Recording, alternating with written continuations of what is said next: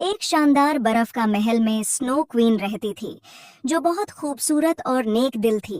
बर्फ से ढके हुए महल के करीब ही साहो नाम का गांव था, जहां लोग अक्सर बर्फ की मलका और उसके चमकते महल की कहानियां सुनाते थे। उनमें एक बहादुर सी लड़की थी, जिसका नाम नूर था, जो बर्फ के महल जाने और बर्फ की मलका से मिलने का ख्वाब देखती थी। एक दिन नूर ने बर्फ के महल जाने का फैसला किया। उसने अपने सबसे गर्म कपड़े पहने और दौड़ दौड़ तक चमकते महल की तरफ रवाना हो गई।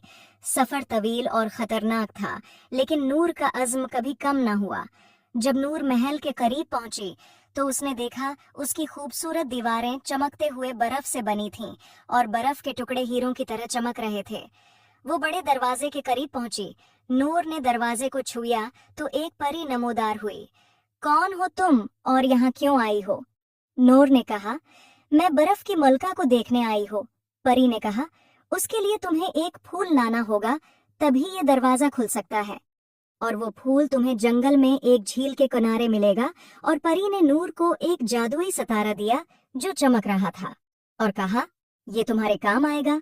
नूर ने जंगल में जाने का फैसला किया। जंगल में चलते चलते वो एक झील तक पहुंची और उसने वो फूल तलाश किया। नूर ने फूल को देखा और उतारने की कोशिश की तो बहुत से मगरमच्छ ने हमला कर दिया। नूर देखकर डर गई, मगर फिर उसने बहादुरी से उनका मुकाबला किया और फूल हासिल कर लिया। नूर फूल लेकर महल गई। दरवाजा खुद ब खुद खुल गया। महल के अंदर हर चीज बर्फ से बनी थी, फर्नीचर से लेकर नाजुक फानूस तक। अचानक बर्फ की मलका जाहिर हुई, जो खालिस सफेद लिबास और बर्फ के क्रिस्टल का ताज पहने हुई थी। खुश आमदीद नूर, मैं तुम्हारा इंतजार कर रही थी।